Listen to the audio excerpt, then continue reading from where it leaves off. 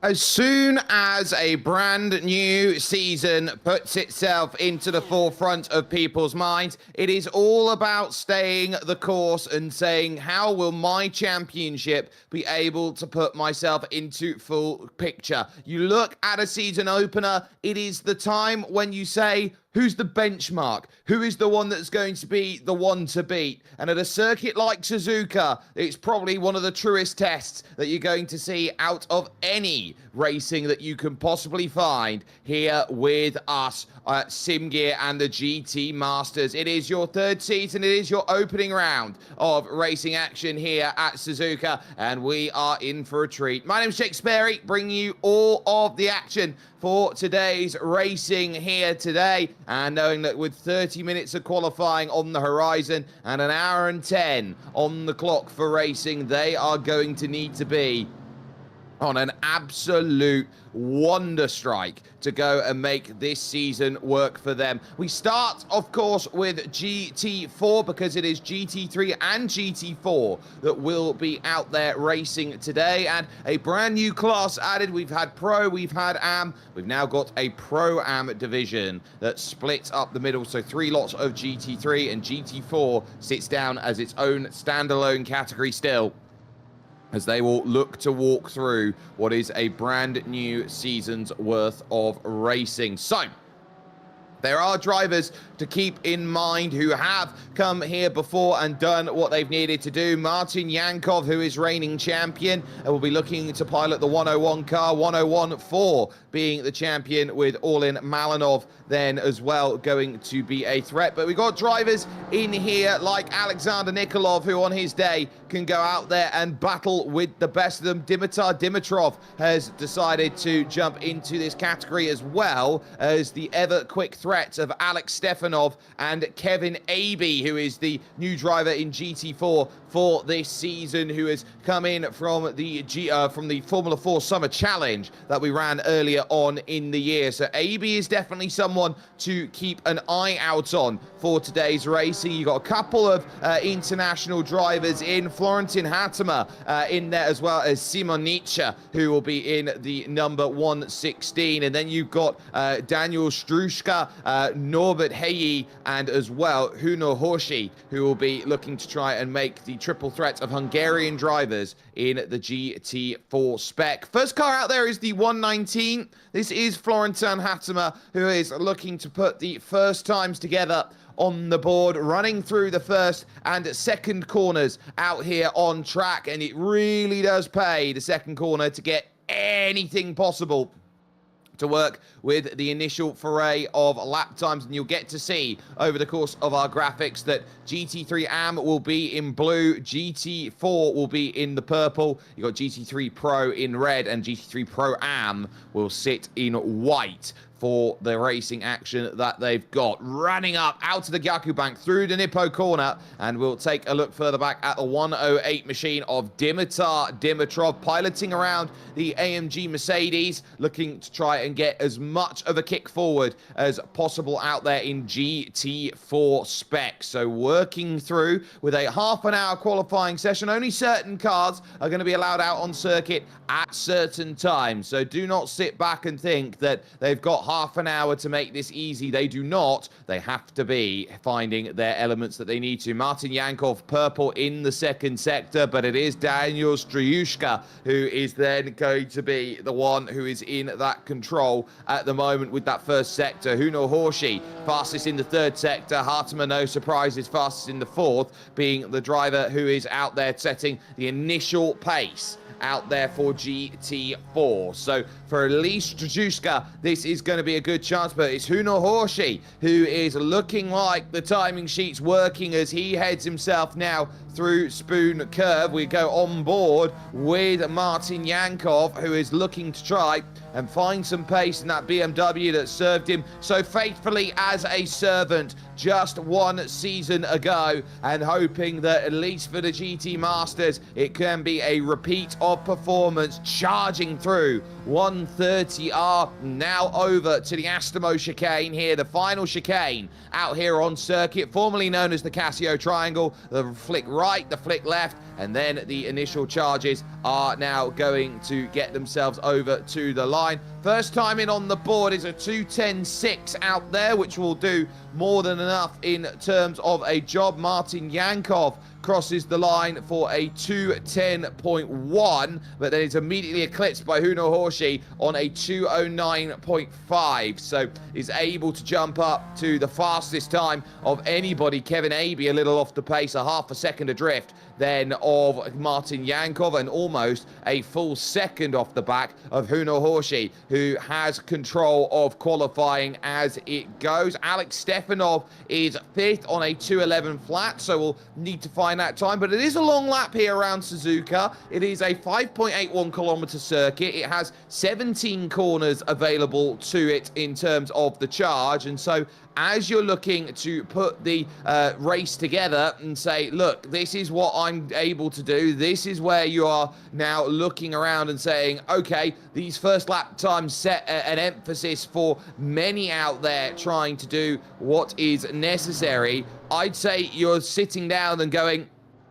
right, I need this lap to be on absolute par with what my pace is capable of. We've looked around the practice. 2:09 flat was the quickest then in this practice by Huno Horshi. So Horshi is proving that, okay, yeah, I am a little bit off the pace at the moment, but there will be benefits out there to how much slipstream you've got. What are you able to try and get out of the lap times that you have sitting down and ready, and where you are able to find what you can. So at least with those first laps, we've got the likes of Radlen Ivanov in 6th, Dimitar Palauzov 7th, and Simon Nietzsche then on a 2:13.1.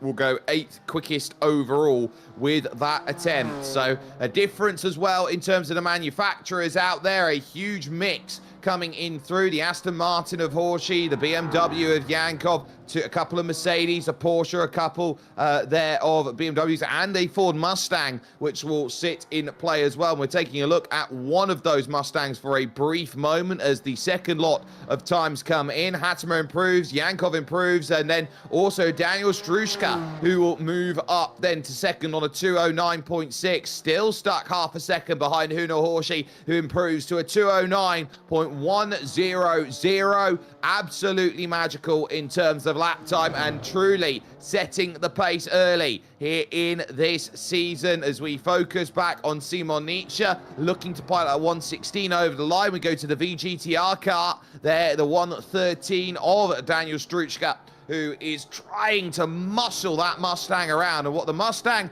maybe lacks a little bit in terms of its cornering prowess out there, it more than makes up for it on the long straights with that massive grunt of engine that seems to sit with it as the second batch of times comes in. Kamto Chukwure then goes to 5th fastest. So Kamto with a good time then, representing Ireland out there. And of course, you've got Krastin Stanchev putting green sectors down on the board, which will be a first attempt there on circuit. And they'll have a lot more traffic this season compared to what they did last, because last season it was a very small category of about 9 or 10 drivers. This season we're up on 18, so there are a lot of drivers who are looking to prove themselves ready and capable. And so as we focus on Kevin Abey, who is in that 6th position as far as qualifying goes, you definitely need to work out who you can go and tango in pace with, and who you can maybe steal a little bit of draft off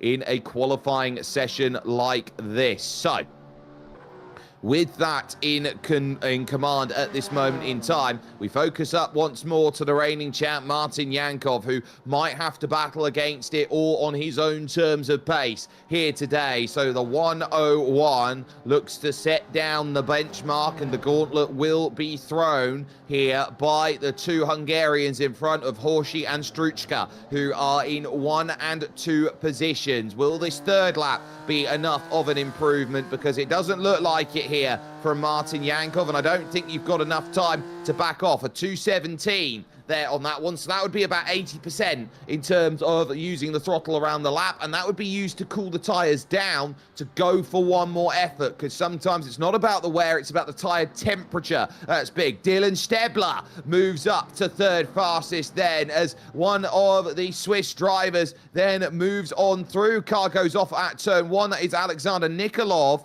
struggling out there to get the car to do exactly what is wanted. So you are really getting a sense of where are the times going to be found, and if you are going to be running off the road and then taking a tow back to pits, you're not necessarily going to get the chance to go and make it happen out there. So 10-minute strikes on the clock, and so that might be the call of GT4 all said and done, because they are lining up aggressively to get out of the pits then for your AM categories out there, which will be AM and Pro-Am, who will go and get themselves their next launch. So these are the last attempts that you are starting to see out there in GT4 for today's work. Struchka will know that just in front of him is the driver on pole currently for the category, and that is Hunor Horshi, who is sat on a 209.1 at this moment in time, a 112 car that is almost 6 seconds clear, or sorry, 6/10 clear of the field right now, and looking to prove that everybody else behind has got work to do. VGTR will be so buoyed by the fact that they'll be 1 and 2 in category with the effort that they're showing at the moment. But as we look back, Horshi with a fastest first sector of anyone, but now looking around, Martin Yankov improving on lap time, Alex Stefanov looking for improvements too, but they're not major out there with 3 yellow sectors. You start worrying about what it will look like to the line. Horshi will come and cross first and does go to a 209.1, but it won't work. Now Martin Yankov will have to go. Struchka couldn't improve. The cross of the line is a 9.7 from Martin Yankov. That's good enough for third, but there are still drivers who can sit themselves down on the table and say, this is ours. Dylan Stebler is not one of them, nor too is Norbert Mark Hey, then, who will do much there. Kamto Chukwure can't improve. So now you look back to the 118 machine of Simon Nietzsche as maybe the last driver who can get there, and will not Radlin Ivanov, who is out there and hoping to work through. Nietzsche's in the 116, the 118. Radlin Ivanov, who will charge in the all-green Simmercube inspired car over towards the line, and hoping this is going to be enough of an improvement then. And it is a 2:10.741, so enough to gain a couple hundreds and thousands out there. But we do now move over to GT3 spec, and so qualifying shifts into its second gear out there, and you are focusing on the various drivers who are looking to prove what they've got. Roy Vervaeke is then in position. He was an AM last season, and I would say a very capable AM at that, but his teammate won the championship of AM last year, that being Joris Ooms, who has now moved up to the Pro Division for this season, hence the pace that he has sat with. But with pros and pro-ams looking to try and put their times down on the board, we're about to see a smorgasbord of what everyone can do. You got drivers in here like Nikolai Mikov, who is in here, Yulian Janovsky, another one who's actually gone down from pro into pro-am for this season, so you will get a little sense of where these drivers are finding their pace levels, and it is a very good field over the course of this season opener, with a number of new drivers to keep eyes out on. I look at Anamir Georgiev and Nicholas Nikos, who are together. Milen Milkov making a first start then in this season, and there are of course drivers like Ture Molarin, who is the Swedish driver out there, so you're keeping an eye on who is going to be a benchmark. There is the Paddock Mustang GT3, the number 45 charging through of Ture Molarin, who is hoping that this today is going to be a very solid start. Did a 1:58.2 in practice, so that will set the tone for where the pace is going to look. Nikolai Mikov with a fastest sector there, heading towards it, and drivers knowing that only with the 10 minutes available to them, they are going to have to be on it as quickly as they possibly can as we start tipping over towards 7 o'clock here in Bulgarian time. And over through, we watch Ivan Borimechkov then looking to put a first effort down, and it's a 2-minute flat then as an attempt, and it's the first time that is fastest out there overall, with Ivaylo Dimitrov and Nikolai Mikov just behind. Mavrodiev jumping in, Milan Milkov going second on a 2-minute .3, as there is the number 86 Porsche of Nicholas Nikos, who can only find a certain amount of pace. And we will be keeping an eye out on what cars are able to do what, because we're seeing a fair amount of Porsches out there. And of course, there are the BMWs that are looking to try and say this is what we're capable of. Couple of Mustangs as well that are littered about the mix, shows where the balance of performance is lying here today, that there is the most comfort right now with a car that is very much tender to balancing through what is needed. The number 43 of Nikolai Mikov is who we focus with for the moment, at just over halfway here in qualifying.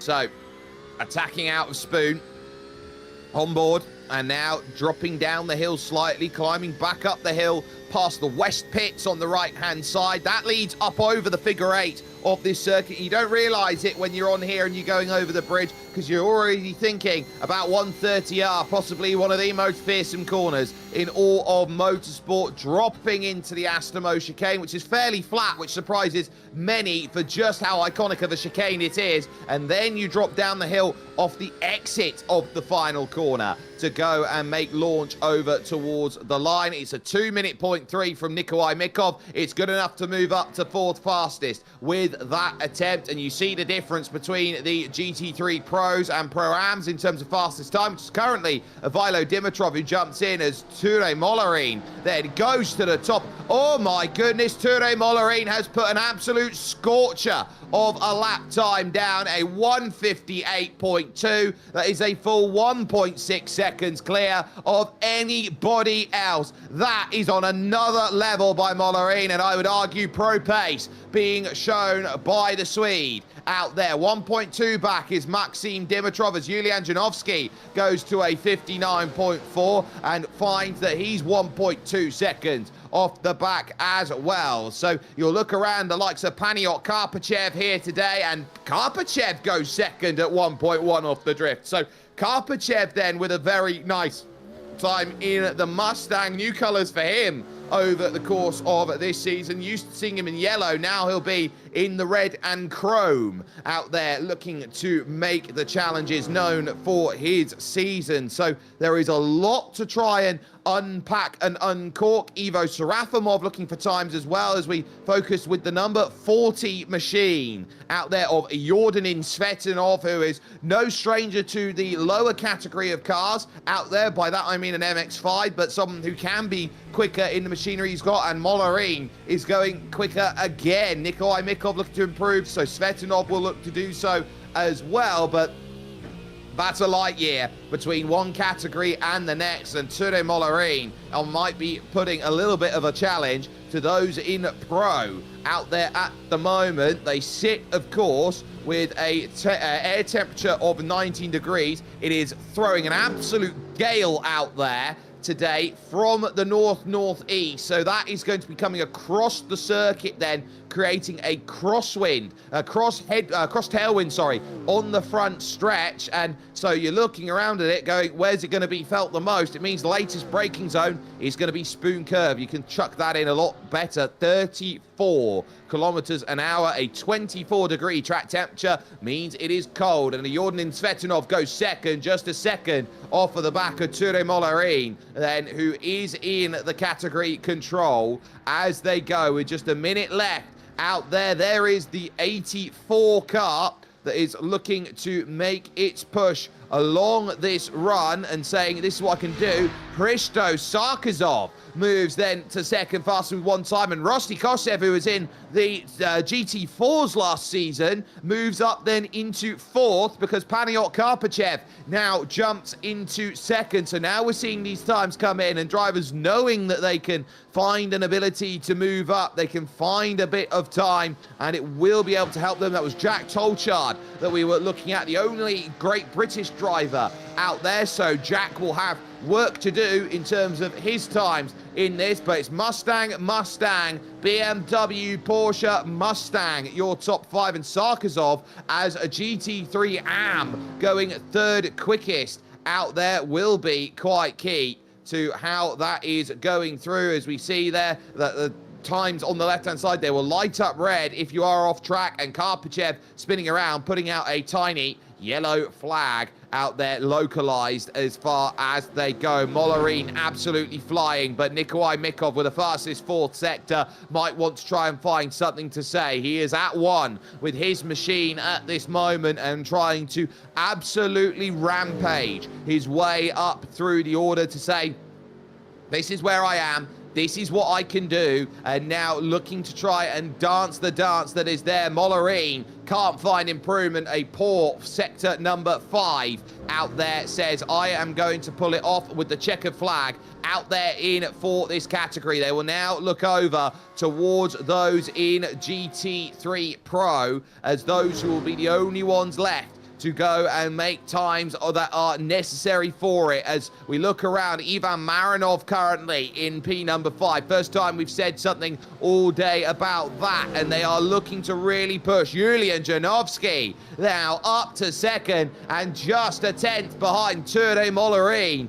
there, who is making good work. Karpachev had a purple second sector, but will not get the chance to improve on that time, and so you wait on drivers like Ivailo Dimitrov to come to the line and say, look, this is where we can jump up and gain a bit more. Ivailo then goes top 20 with that effort, but oh, it is all about change at the moment then, with many a driver out there, and qualifying then perfect for the number 32 out there of Roy Viveka. He'll take the quick route back home, but Ture Mollerine with control of GT3 Pro Am and GT3 Am. Very nicely done in the hands of Hristo Sarkazov. A big gap to Valentin Stamenkov, who is second in the category. But now with the likes of those thinking, what can I do? It is a guarantee over the course of this season that we will have a brand new champion here in SIMGEAR GT Masters GT3 Pro field. That is because your reigning champion is not going to be attending the racing action for this season, so it will go to the very handy deputies of Ventsislav Raichanov and Chris Vrajolov to prove that they are the ones who can jump up. You got the reigning Pro-Am champion in here, Joris Urms, who's looking to try and get a lot of heroics sorted. But you got some quick drivers out there who are thinking, right, this could be my season. Fastest in the practice sessions that you can find on simgear.bg in terms of information of what this championship is doing was Velin Vitanov, who looks like to be the season favourite on that pace. You got Johan Neshev, who is in here, and Łukasz Shipua, who is there for the Polish driver out at this point. So there are going to be drivers who are saying, what can they do to make some noise? Christian Novev has been a little hot and cold in the SIMGEAR GT Masters in the past, and so you've also got Gabriel Ivanov, who on his day can go up there and can really challenge with some wonderful bits of work then to go and play with. There is the number 12 of Christian Novev in a very striking white and black livery with the Bulgarian flag there on the fender styles. Then just going forward, it is a beautiful design with the roar of the lion that is there, a little bit more traditional in purple. We see a look at the Ferrari looking to make some charges, and the Ferrari is a little bit more of a selective car out there, and Ivailo Boychev is the one who is running that, representing Israel in this battle at this stage, and now looking to try and keep as much pace as possible here with Venslav Rajchanov in the Aston Martin just behind, looking to give that chase. A new car between last season and this one, so it is interesting to see who will look to pivot over towards them as far as this season goes. So the first time's coming in, and it is going to be Gabriel Ivanov second with that first attempt then of a lap. So really looking to uncork a good start to racing here, so that will certainly be useful as far as it goes, but you do have to keep your eyes out on the likes of Johan Neshev and Vitanov there. Velin Vitanov in the AMG Mercedes GT3, then moving into 6th position with that first attempt. Stanev 9th then, so Nicholas Stanev will have more to unpack with what is going on in qualifying, but Gabriel Ivanov is flying on this lap. He's purple in Sector 1, he's purple in Sector 2, and he would love to jump up to Sector 3 and say another one. Only green, though, as he hits the Nissan brake hairpin here, this left-hand hairpin, tightest corner on the circuit, believe it or not, before leading to 200 right,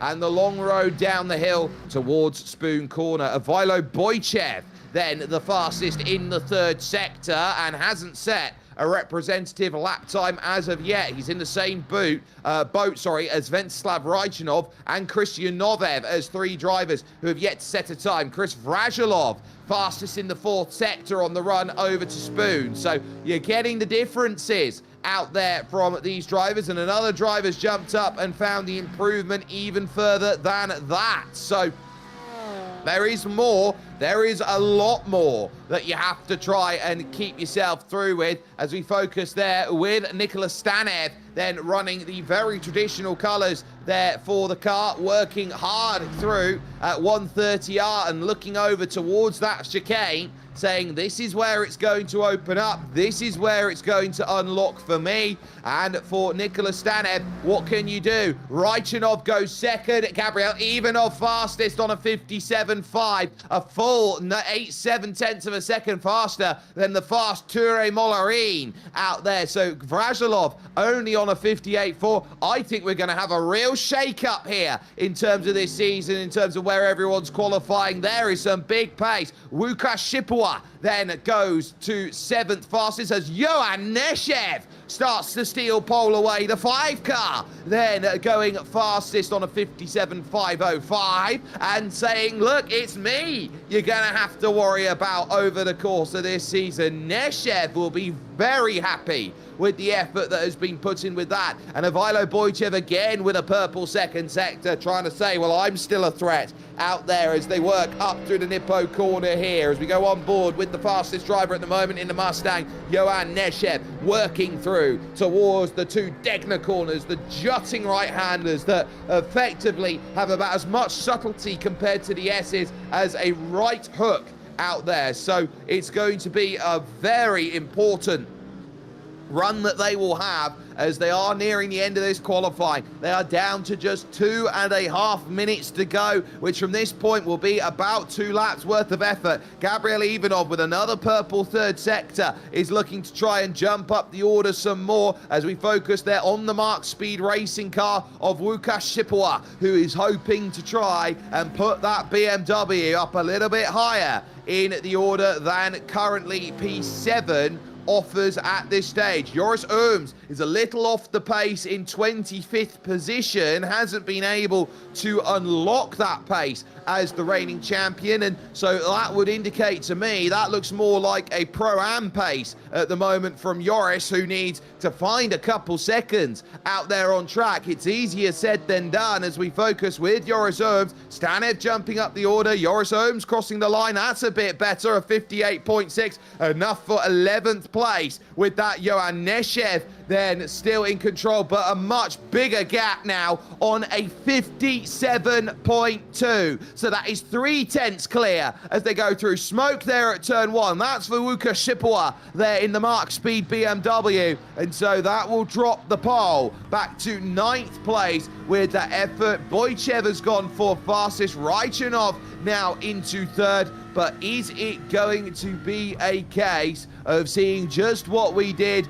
1 season ago, and noting that this is going to be a championship where everybody, I think, is going to be looking about thinking, what more am I going to be able to find on what is a long and strong day's worth of action. Stanev has pulled the car off to the side of the road, but you've still got those likes of Gabriel Ivanov, who has been looking to prove what has been so very, very good over the course of racing this season. It's not a case of having Vladislav Shopov, so Vladi Shopov not here for this season, but who's stepping up in his absence. 30 seconds remaining here in qualifying, and Gabriel Ivanov might be able to get one more lap in if he's quick enough over the line. He's 20 seconds away with a purple second sector, 4th and 5th to green, and now a good Astamo chicane through the last corner, trying to dive it down towards the line.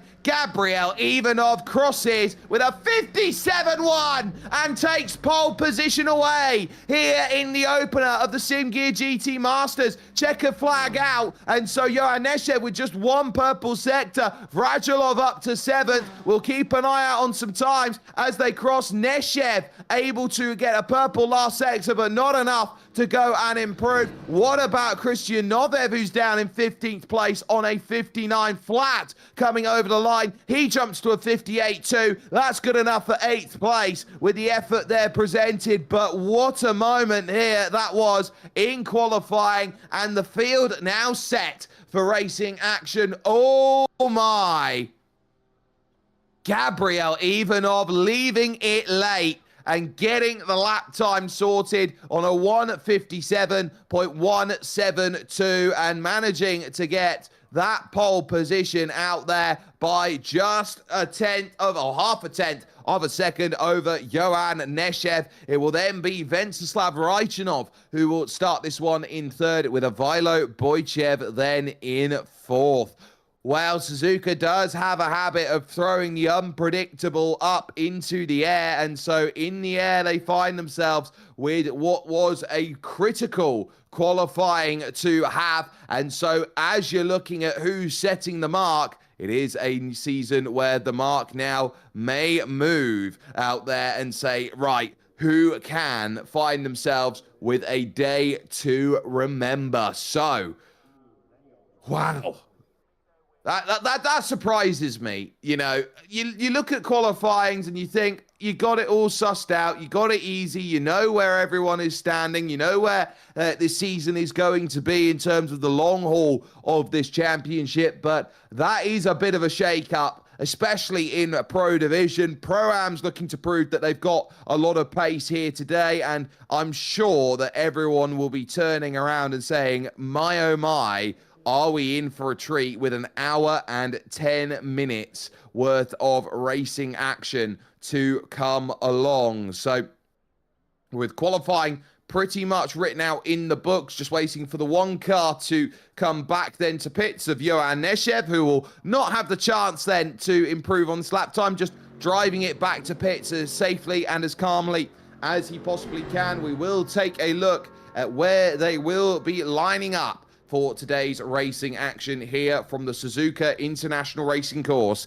here in Mie Prefecture, Japan. A wonderful area of the country down on the south coast of Japan, which is leading itself to the middle, very near actually here, this Mie Prefecture, the old city of Kyoto, the former capital of Japan, which is now, of course, taken over by Tokyo, which means a new Kyoto out there. So let's take a look at the qualifying as it goes. It's just about to flick over to racing. So your grid is going to stack with Gabriel Ivanov on the pole position as Johan Neshev will be alongside for company. It will then follow with Venceslav Raichanov and Ivailo Boychev, with 5th belonging to Nicholas Stanev and Ture Molarin, the first of the Pro-Ams in P6. Chris Vrajilov and Christian Novev are 7th and 8th, with Yulian Janovsky in 9th and Łukasz Shipowa then rounding out your top 10. You've then got Ivan Borimechkov in 11th ahead of Joris Ooms on row 6. 26, as Velin Vitanov, the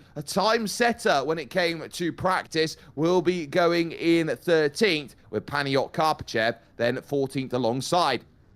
You then look to the first of your GT3 AMs, where it's Hristo Sarkisov who is there in 15th, as Ivan Marinov is 16th, ahead of Nikolai Mikov and Rostislav Koshev, then in 16th and or 17th and 18th places. So Kostev there in 18th. Yornin Svetanov will go from 19th alongside Maxim Dimitrov, as Valentin Stemenkov and Anamir Georgiev will make up 21st and 22nd. So we'll get Milan Milkov there, Lazar Katsarski then in 25th is there, Vladimir Mavrodiev 23rd, and Milan Milchev and Roy Viveka 26th and 27th. I will correct myself in that Joris Ohms used to be in the Pro-Am category, but not as champion, because it will be Bozidar Andreev who took the championship last season. You then got Roy Viveka 27th, Vilo Dimitrov in 28th, as Milan Milchev is 26th, with Plamen Dimitrov in 29th, and Nicholas Nikos there rounding out your 30. It's then Ivo Serafimov and Lyubomir Velkov on row 16, with Alexander Nikolov Sr. and Stanislav Naidanov then in 34th. Stanimir Borisov, the last of the cars, then in the category out there, as you also have Jack Tolchard trying to work through the field. You'll then look over, because you've got Huno Horshi, leader of the GT4s, ahead of his teammate Daniel Struchka, and then Martin Yankov, the reigning champion, who will be going in third. Dylan Stebler is fourth, with Florentin Hatema, as Kamto Chukwure will be in the 111 car next in 41st overall, as Orlin Malinov is alongside him. You then got Kevin Abbey and Alex Stefanov, who's a little down the order. It will then be Radlin Ivanov and Norbert Mark Haye there, the mountain man, in 46th. Alexander Nikolov Jr. then in the 105, follows Maxim Ivanov and Simon Nietzsche, with Krastin Stanchev, Dimitar Palauzov and Dimitar Dimitrov, the last one there. Jack Tolchard will have to work his way through the category to move himself into play. But as they line themselves up, the go zone will be coming through the final corner, and the pace, once the iRacing BMW safety car pulls its way down into pit lane, will be in the all-important hands then of one driver, that being Gabriel Ivanov out there overall. It's all about setting a precedent with 1 hour and 10 minutes to be put onto the clock. Hold yourself steady, a new dawn begins, and an early launch, and he's allowed to go as early as that, and someone's read the rules and everyone else maybe hasn't there on that get-go. What a launch by Gabriel Ivanov, Johan Neshev and everyone else behind caught napping, thinking we can't go until the green flag drops, but someone read the rule book, and already one car off then, going through the opening stages of the corners. I didn't quite catch who it was, but someone has dropped a mile down through the field. Off now will go the GT4s on their expedition for the hour. I think it was Vladimir Mavrodiev who found himself off the road, but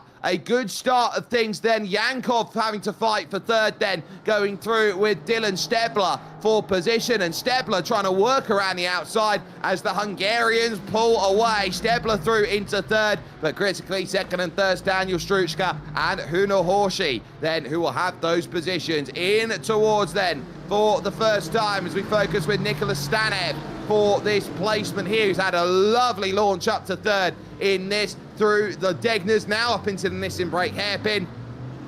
What a moment for him, up to off of the start of this race, and already the gap at 2.7 seconds for Gabriel Ivanov to go and work with. And look at the gaps here for this season. It is an aggressive season that is going to be needed, and you're going to need eyes everywhere to catch all of the various bits of action which are looking to start and change, like Plamen Dimitrov, for example, through on Alexander Nikolov for a place. But cresting back up the rise, just a reminder here that although they're in 4 different categories and 2 different types of car, they're all got the same points, as one of the green Porsches goes around there, and dropping down the orders of Vilo Dimitrov, who finds himself with the spin. That's going to hurt him on the opening lap. Tough place to have an issue out there in terms of this circuit, so it will take a long ways to go and get them back, and with 1 hour and 10 on the clock, it is going to guarantee that you'll need to make at least one pit stop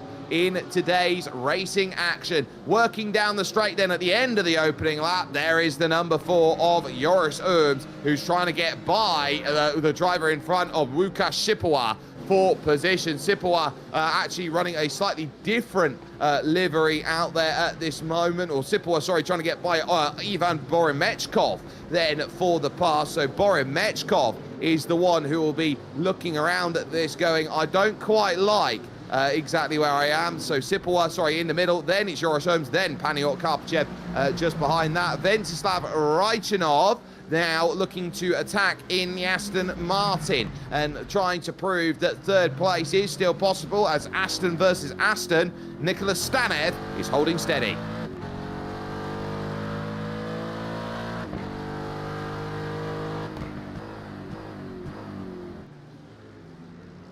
So it looks like in the opening lap, we've had troubles for Orlin Malinov, who will be dropping way down the order. Anamir Georgiev as well, another one who has found himself then on the wrong side of the opening lap. 51 cars have made their way through the opening lap's worth of racing, with various cars trying to work their way through, like Jack Tolchard, for example, who's trying to get by. There is Lyubomir Velkov, happy with placement in 32nd. Would love to move up to P31. That would be against Stanislav Naidanov for that position, but it's a long way back. Now we'll go back to Boremechkov, who has dropped a couple places then on this lap. Through went Joris Ooms, through went Łukasz Sipowa there in the paddock Mustang, but there is damage to that Mustang on the front right, so they are going to be having to deal with that little exposed right front tire, and that is certainly going to hurt them as far as racing goes. To your leader in the Pro-Am division, Ture Molarin, who is dropped 2 from his starting position in 8th. Julian Janovsky then giving Velin Vitanov a place to go through, and for Molarin it will be about trying to get by the next driver in front, which is Christian Novev, for that position. So through the S's section, or the Asura S as it is known, Alexander Nikolov Sr. will now look to make the charge through, with Junior down in the GT4 spec. Up over the top of the crest in the Mustang, through now the Gyaku Bank and in towards that next section. Sorry, this will be the Gyaku Bank through the Asura S. They went earlier, and that Gyaku Bank, which means reversed banked corner, certainly gives a sense of where everyone's pace is going to have to be found. So now you get a sense of where everyone is, and definitely finding what is available to them. And I am going to keep an eye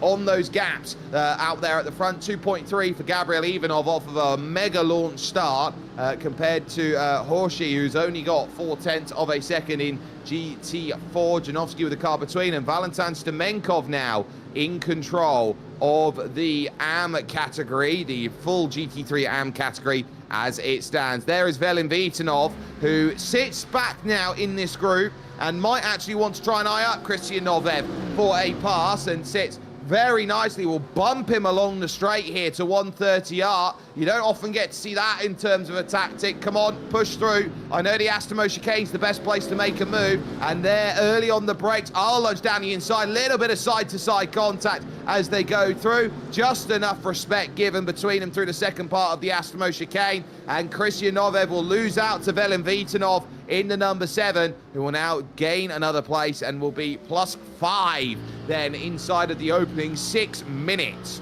worth of racing action. So a wonderful start to this one for him, with Janovsky and Novev then behind trying to work their way back through. It is an important group on the rear of Ture Molarin, your Pro-Am category leader as it stands. You've still got the likes of Stanev versus Raichanov, for example, who are there and giving it all. But there's the 41, lovely livery there for Yuli this season, who's pivoted over from the Acura into the AMG Mercedes, as there he is out there at the moment, looking for a way to go through. Tiny tag out of the Nippo corner. That would have scared there Christian Novev into maybe overcommitting or undercommitting, depending on where he is, where he was, and what he was capable of doing out there, as Molarin gives up the position to Velin Vitanov, who maybe was a little bit further down in qualifying than maybe his pace would go, and a drop. Oh, you're kidding me. A drop for Daniel Struchka from second position. This is Norbert Heyi, who sees two cars there spinning in front, and it gives Heyi nowhere to go. So that will look like the 80 has been caught up. So a number of cars then have found themselves in the wrong place at the wrong time. I think Dimitar Dimitrov there, the 108, running into troubles as well, late onto the scene, seeing the smoke screen that had developed in front. So I think Alexander Nikolov, you can see him there in the 105. He's the one on the left-hand side who has ended up caught up. And I wonder if the other one might have been Alex Stefanov. I'm not too sure out there. It looks again at Dimitar Dimitrov. Full slow-mo spec as we take a look on replay and dropping it off. And here is Hristo Sarkazov, who had a wonderful qualifying in the Deutsche Post car, but ultimately his post could not deliver away through Spoon Curve. It was a very tough slide, to say the very least, out there at the moment. So the pack's now starting to form up through the opening 10 minutes worth of action, as Nicholas Stanev is now going to be in P number 5, and now will be eyeing up a 4th place. As into the pits comes Sarkazov. So obviously something not quite right with the way his car is behaving, and so that will be an early stop to try and make it through on the stint. Yulian Janovsky then in the negative delta SRT machine, trying to find a way to remake the pass on Christian Novev. The group behind, Łukasz Shipua, Joris Erms, you got Ivan Marinov in there, Boromechkov and Karpachev also going at it. Out then through the Degna 2 and under the bridge over towards the next section. Paniot Karpachev is trying to wake up and say, I can go and find a pass as well, eyeing up the inside. Oh, they tag. He stands on the brakes to avoid making it any worse for Ivan Boromechkov, but Boromechkov can hold as Nikolai Mikov watches on behind with Maxim Dimitrov in tow. It's 1.2 now, the gap in GT4, as Huno Horshi then is going to be your leader over Dylan Stabler in second, and Martin Yankov now in third. So for the VGTR esports car, it is a wonderful day. The Mafley racing car of Stebler, is looking to hunt out there down that gap, as there is the S1 sim racing driver Martin Yankov, who is in P3, but keep in mind we will soon be hitting the lapping process for many of these drivers. There is Kamto Chukwure, who is sat in the middle of this, another member of the Mafley team. And for Florentin Hatema, this is where you are trying to get the pass done. And now sitting on this group of 5 in through the hairpin, and they're trying to work a way through. I believe they're going by is a Vilo Dimitrov, who's 3 laps down on these drivers and trying to just get any form of points out of this opening round of the season. And he does need to make these passes, he does need to gain these places, and he needs a lot of time in order to gather them back. There's a look behind, down inside, there's contact behind. Between Hatema and Chukwure. It's Chukwure who will lose the place because of the hit, and then there will be no drive for Chukwure up the hill. So Kevin Abe now will have a great chance, as I watch Boromechkov dropping down the order here, and that looks like troubles for him. So Boromechkov has fallen into a little trouble, and he is way off the road. Down at Nipo corner, and not often you see that. Was that Karpachev down the inside, and then as they fought for the real estate there, both of them come together, and Ivan Boromechkov almost went straight through the gap there, which separates east and west circuit there. So he did very well to avoid it there in a section of circuit that is very infamous out there, actually, as well as the place where the crane came along. Oh, we just look at the wrong time, as there's a spin that certainly wouldn't have done too many favors out there for Joris Erms, who had moved up from Pro-Am to Pro, and just as they looked to try and move through, it was a case of Rostikoshev and Jordan Svetinov battling. Janovsky still at it here with the likes of Christian Novev out there. We'll take a look here at Joris Erms. Now, 3 wide here, and that's just a loop on your own. Nothing more to be said, nowhere near any contact. That's just standing on the power too early, getting a bit too eager to get through the corner. This is Paniot Karpachev through this section, takes a wide line in. It doesn't look like the car is unsettled at the moment. There was a car off on the inside. There was a second car off on the inside. Is there going to be a third car off on the inside? Answer to that is no. Comfortably got the clearance through the corner. So, the clearance there that was needed, that was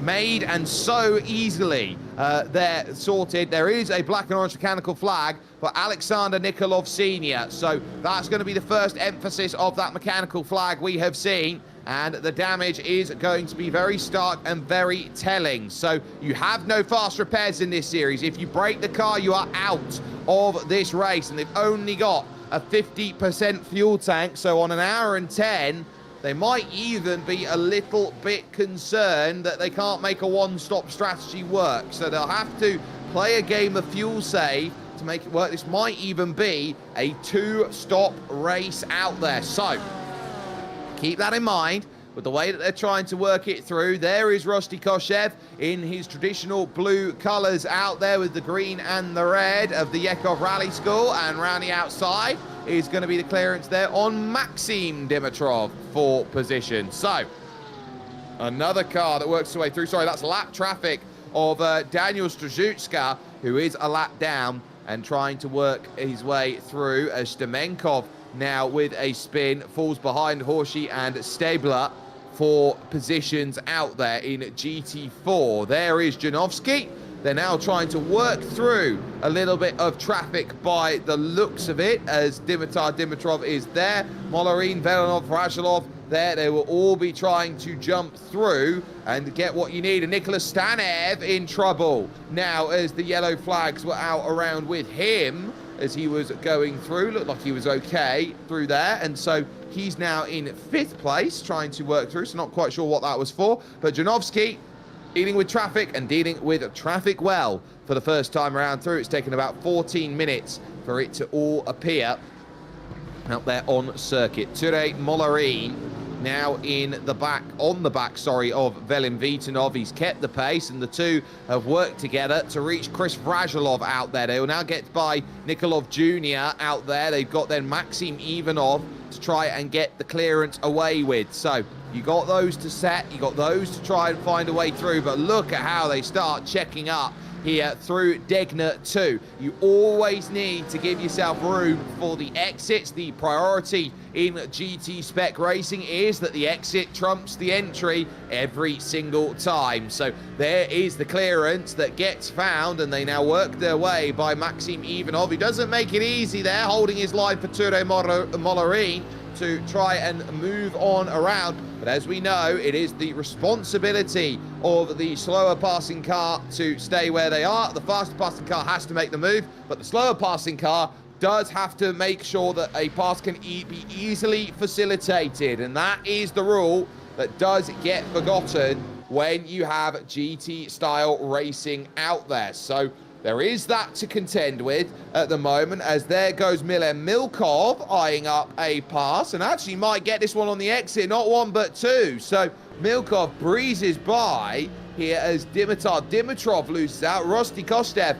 then is going to follow through, and a Yordanin Svetanov here on the back of Hristo Sarkazov, who has dropped the lap out there overall. This is an important move. Here comes the lunge down the inside for Milen Milkov, and can't quite get there. The road a little bit jammed up in front, and now they are just going to have to try and pick their way through on what is already a tough start for traffic out there. Milkov to the outside, and who's going to benefit out there? Easy lift there from Sarkazov, who stays out of the way of those drivers, and now in through the corner, over the side once again, tipping through one, tipping through two, and realizing here that this is a tough battle. There's the tag then that goes on by as Milen Milkov works through. Roy Viveka now starting to join the scene here and would very much like this to be a day in which he can move on back up through the order. He has already gained a double-digit position gain in this one. He is up 10, and he's even past Joris Ooms here as we go back to Łukasz Szipła, who is sitting and hoping to get up at Nissan Break hairpin, and there's some good side-by-side battling everywhere you look through the traffic. So it doesn't matter what you do, you just got to make sure that you're getting through. And Szipła for paddock.gg, hoping that it's not going to be a game of a good game out there. It's about holding your nerve through what is a very, very busy track. There is Camto Chikwere, who is now dealing with side-by-side at the moment, as this will be into 130R. The clearance done by Venceslav Rajchanov. Kevin Aby just in front, who is the car he's looking to try and get the move done, but door ajar by Ivaylo Boychev. And just that, they've got a little bit, actually, of debris down on the exit. And there's troubles for Horsey. Oh, my goodness me. What has happened for Hunor Horsey, who is down in the pits with the black and orange mechanical flag and will find himself now out of the race from the lead. Dylan Stebler will take control. That was what I saw there of Hunor. The front clip gone. Oh, dear. And also in is Chikwere, and I think that is a scheduled stop then for Camto Chikwere in the Mafley Esports machine. So, Stebler now in control. It's no good being quick if you can't find a finish. Ture Mollerin in 8th.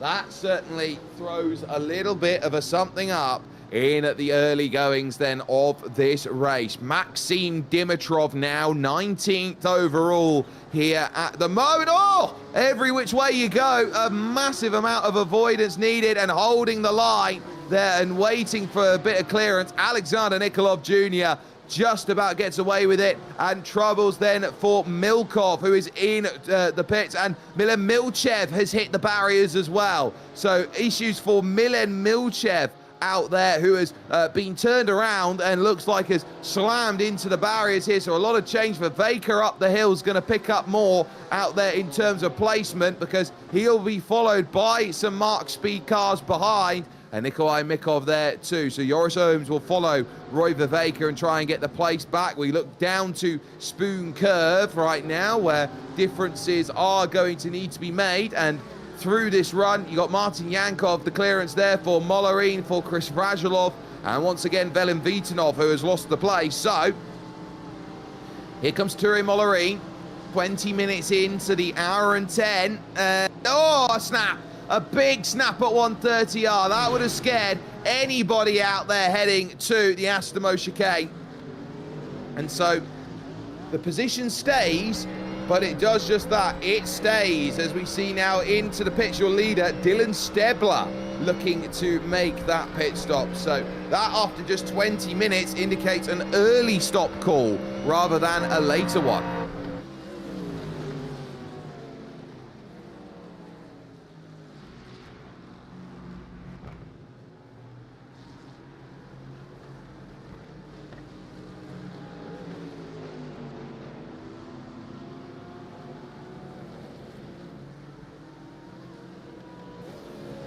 Chasing up now through the fabled Gyakubank corner, and yellow's out with Lyubomir Velkov and Nikos out there as they're trying to work through with some slow cars in and around them. But at least right now, Gabriel Ivanov 3.7 seconds to the good at the front of this race. And there is a go zone, there is a start zone that's wide there from Vitanov. The yellow indicates a slowdown penalty then here, so you'll know who slows down when.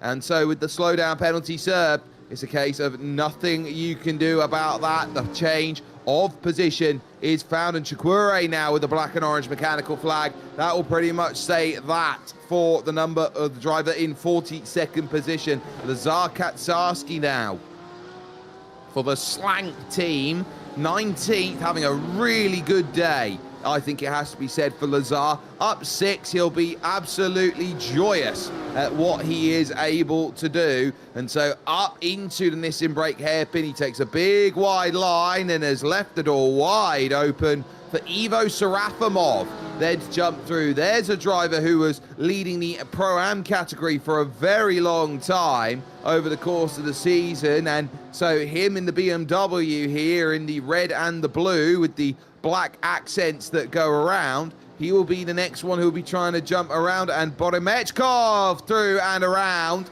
and sliding in through the grass behind that we just missed off camera. So that one, another little change that brings itself into a moment of prominence out there in this race, as still the gaps are looking around for first pit stops then of this one, as they will look to try and go as long as they can on the fuel margins that they have available. I would be surprised to see a tire change out there at the stops, but if it's free in terms of you got to take more fuel than what the tires will allow, then I would see no real loss in terms of taking tires out there in today's racing. But as Gabriel Ivanov well knows, he will look around at Johan Neshev a little bit further back, as this is still Velin Vitanov. This now for 7th here, as it will be Chris Vrajilov, who has lost the place to Ture Mollerin. And now Vrajilov sees to the inside, door left to be prized open. Contact between Vitanov and Vrajilov, and it's Vitanov who comes out on top, and he now moves himself then up into 7th place with the overtake, and nearing that halfway stage of the race, which will be at 32.5 minutes. A look at the fastest lap times out there, which is actually in Johan Neshev's back pocket here on a 57.441. So he's got the fastest lap, and there are bonus points available. I know Vilo Boychev has gone for a massive slide through 130R and has saved it, but is it going to cost him a place? He almost gets run over through the final chicane by Nicholas Stanev. Oh goodness, we didn't catch it, but my oh my, that might be save of the season for Vilo Boychev out there. So goodness gracious me, what a moment that will be. There is Johan Neshev in 2nd place and holding himself to a good standard at 3.1 now behind Gabriel Ivanov. He's just got to hit consistency, and if he can manage that, he will now start thinking about the next stage of his championship, the 2nd round overall. Nicholas Stanev then, who will be in P number 5, will look as into the pits from the GT4 lead goes Martin Yankov to make his stop at 25 minutes effectively. He was able to do on that first run about. I would say good job from Martin Yankov, and what now is going to help in this 2nd stint. He'll be looking around at Stebler as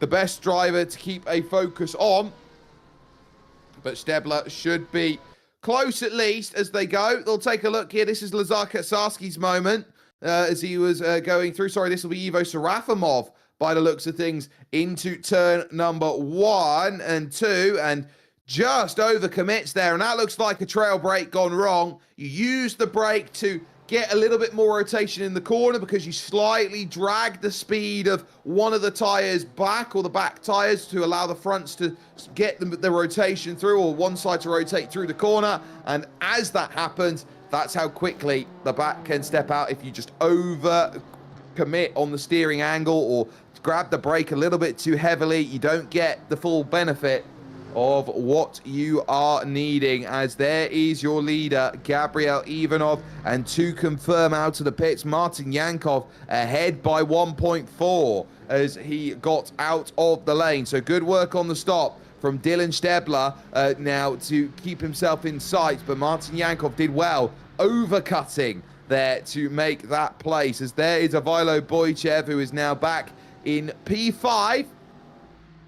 Nicholas Stanev has found the way through, and the place then so critically done after the huge slide of the number 10 car compared to the 9. On board with the number 10 of Negative Delta by SIMGEAR.BG, Vilo Boychev then, who sits himself ready, thinks about what he needs to do, and knows that this is still in the offing for a really strong start here. A top 5 will go a very long way in terms of the points of the championship, and there is Łukasz Szypła who is trying to work by second in Pro-Am, Julian Janowski, who is in P9. And in comes Florentin Hattemer, and he's followed by Kevin Aby, so very much scheduled in terms of the stop. That's a missed box by Kevin Aby. That will hurt in terms of what that will mean. And we got other drivers in, like Borisov, like Velkov, so Lyubimir Velkov down in the lane. And we're starting to see the first of those pit stops in over at the GT3 category. So will pit lane now start to become a hive of activity here today at Suzuka and give themselves everything they want from a pit stop perspective? Out and away goes Kevin Aby, way ahead of Hattemer, which means I think he may have taken a short fill stop to cover for the fact that he didn't get the pit stop he quite wanted. He'll come out behind Stebler, so he'll have about 8 seconds to chase on down as in comes Johan Neshev from second place to make the stop. So now the first of the GT3 pros deciding, look, I'm only going to make it 27. I've been pushing. I'll jump in. He's followed, of course, by Venceslav Raichanov down into the lane as Nicholas Stanev is in P5 and also diving in. So everybody in, with the exception of Gabriel Ivanov, who got the launch, and then Johan Neshev. Sorry, not Johan Neshev, but Ivilo Boychev, the only other driver there. Oh, and there's a car around, and I think it is Krastin Stanchev, who has hit the barriers as he was about to be overtaken by Ivilo Boychev, who has just got it horribly wrong on the rejoin through. At turn 2 it was, and really horrible incident there. And Ivilo Boychev, I think, when the stewards will look at that, will say slam dunk. And speaking of them, Christian Novev with a speeding penalty on the exit.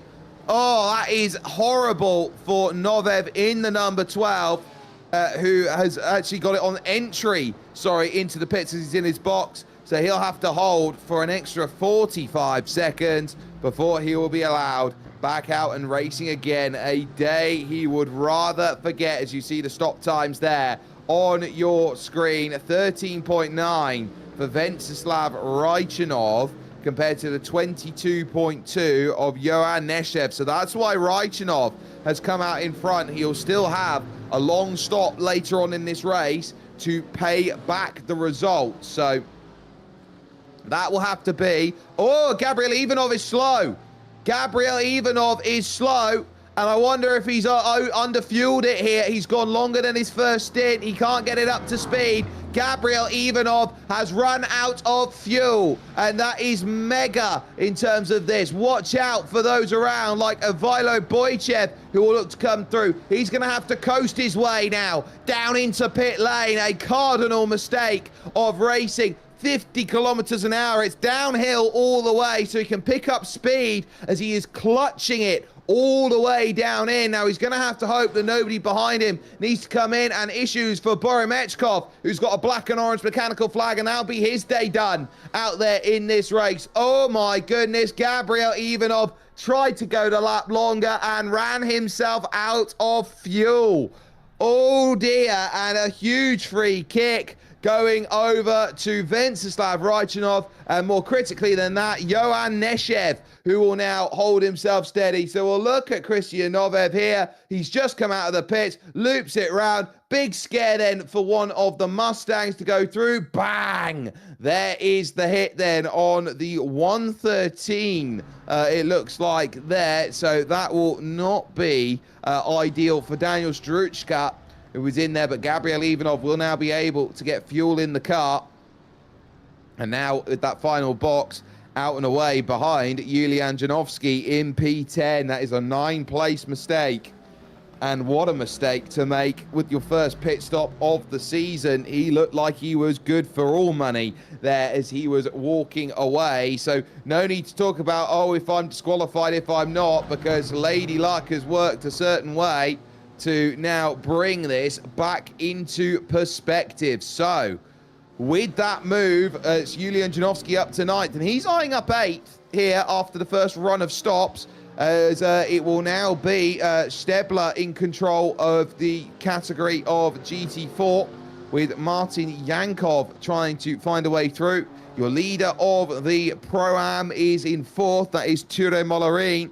And then leader of AM is Lazar Katsarski in 17th position, 3 clear of a driver who started right at the very, very back of the field, Jack Tolchard, who has just worked forward with his Ferrari. We're looking at this group right now of Yankov versus Stebler. That is Jack Tolchard just in front of them, who has moved through and clear and got what he's wanted out of it. But Martin Yankov, a wily character, knows how to race well within his limits. And now up for third, Boychev versus Tolerin for position. So Ture Mollerin is going to be looking for a way. Not going to get it at 130R, but that Mustang looks good. It looks stable. The lower profile there of the Ferrari, a little bit tougher to grab slipstream off of it because it is so sleek out there on the road. It punches a much narrower hole through the air, and a penalty for Nikos then. So Nikola Nikos will find himself now needing to go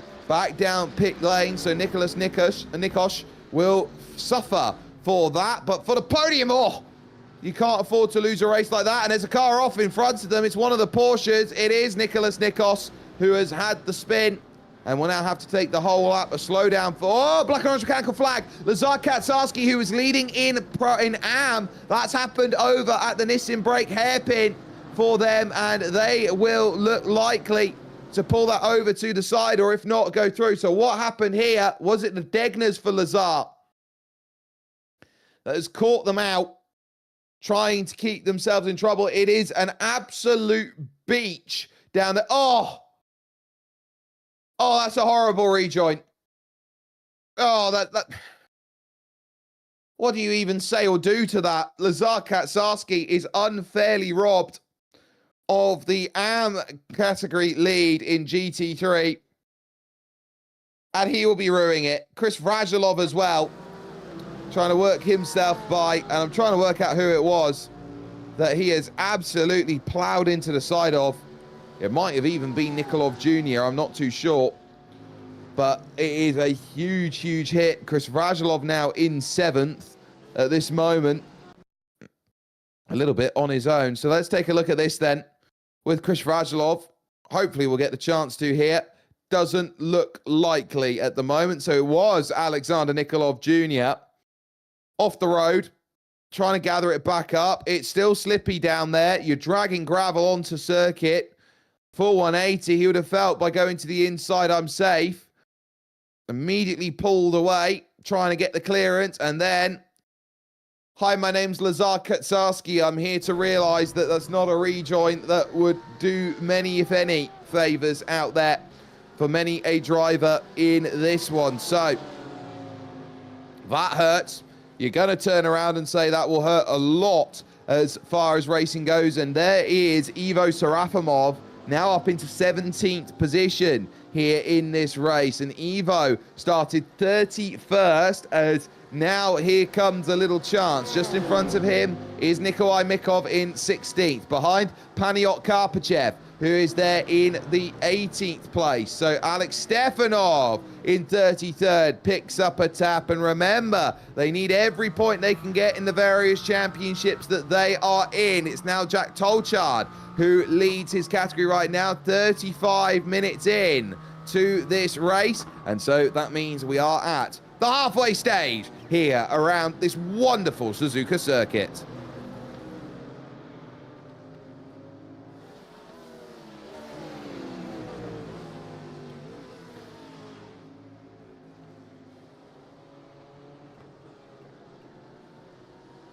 Clearance made on the Porsche of Nikolai Mikov. A good pass by Ivo Serafimov to jump himself up there. That will give him 16th out there, as sweet as you like. 9 seconds over to Roy Viveka. Venceslav Raichanov is currently 6.7 seconds clear at the front of this field. Johan Neshev's had a poor lap with traffic, and so has dropped back a bit. But remember, that pit stop's going to have to be given back later on by Venceslav Raichanov. I'd expect him to come in first. Ivo Serafimov looks behind him. Still sees Maxim Dimitrov. Still sees Nikolai Mikov. And in fact, Maxim Dimitrov has dropped off the back of this. So it's Paniot Karpachev who is not battling them. He's a lap down. And issues as well in GT4 for another of the Hungarians. It's been a tough day at the office for all three of them out there. I think it's Heyi who has found himself then in the barriers. And that will be unrecoverable for Norbert Heyi in the white and blue VGTR car, sponsored by Hymo Setups. Let's have a look. Stanislav Naidenov, teammate to Lazar Katsarski. It's not a day for Slank that they will be too pleased about. Back steps out. Nowhere to go except staying there. So Heyi in trouble and out of this race. Stabler and Yankov still split by 0.8 of a second overall as we go to Nicholas Stanev. This is on for fourth place here with Ture Molarin trying to get back at him. And they work their way through the likes of Florentin Hatema with Velin Vitanov trying to hunt back through, and Strzejuska, who had the drop, able to work himself back into actually quite a good position here because he knows he can just run it as deep as he can. And speaking of those who do, Gabriel Ivanov, after the fuel issue that he ran into, he'll be certainly thinking about what more now, because he's just got by Ivan Marinov for position, who started 16th. So Gabriel Ivanov back inside that top 10, and every point will count in a long-form championship like this one that will be running all the way into December and into the new year as well. These weeks matter, and if you want to be the 2025-2026 champion, this is the way you're going to have to start conducting business. Hatema then is looking for strength. There is Milan Milchev of Track Racing PM, having a bit of a wiggle, flashing the lights there at the Ferrari in front, going, I'm not best pleased out there at the moment with the way this is all going down. So Plamen Dimitrov is the car in front. This is 37th and 38th, and trying to find a way to go and get through is easier said than done. Putting the car in all the right places at the moment here is Plamen, and that's all you ask for. If you put the car in the right place, you're going to make life exponentially difficult to go and make passes. And speaking of which, Boychev dropping down the order then. He's in the barrier. Ivailo Boychev is in the barrier and out. He has dropped the car coming through the traffic. And who is he tangled with going through? He's caught Kevin Abbey, who hugged the inside line, just couldn't get the clearance. And Boychev, who had one scare earlier on, that Ferrari is second hand and out. Oh my, that is not what the doctor would have ordered there after running inside the top 5 all race long. It's nothing really that Kevin Abbey did wrong. He left enough space, and you can see there the sign of one single bit of rear spoiler tipping up over the barrier. That is a massive hit. It now means we have a Pro-Am on the podium here today overall, with Stanev trying to work and Christian Novev here with another penalty out there. So Novev just cannot get away from the issues that he sits with. If that's 25 incidents for him already, I would be shocked in 40 minutes what he's picked up. So he'll have to serve that. There is Nicholas Nikos, who is trying to work that Porsche through against Martin Yankov and Stebler, and look at what this has done now to the GT4 lead.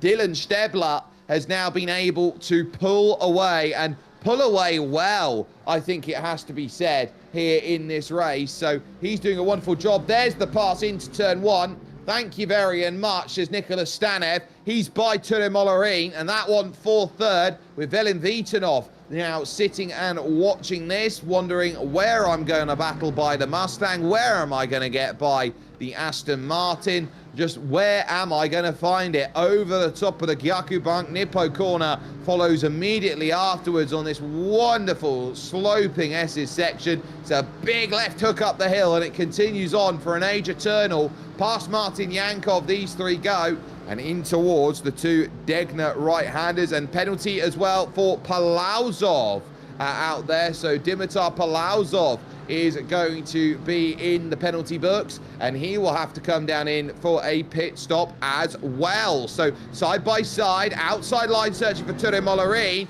opens the door slightly on exit there for Velin Vitanov, and it doesn't quite work out the way that he desired.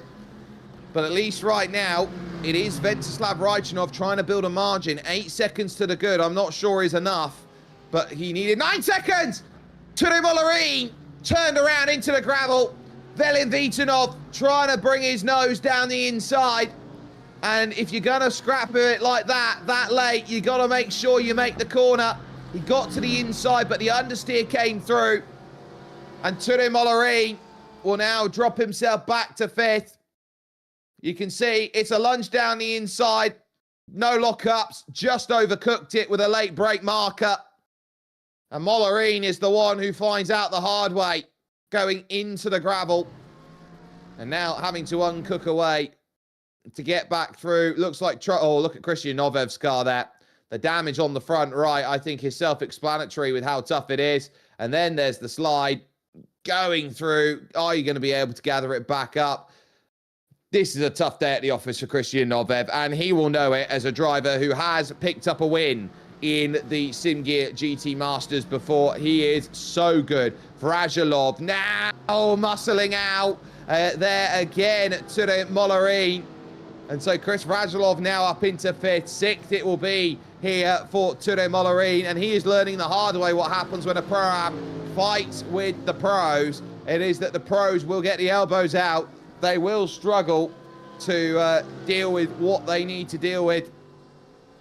And there is Hristo Sarkazov, and that will be a second stop of the day, and should be looking towards the end of this race without too much worry at all. So a lot then to uncork, especially with the pros who are finding the trouble. There is the Porsche of Plamen Dimitrov.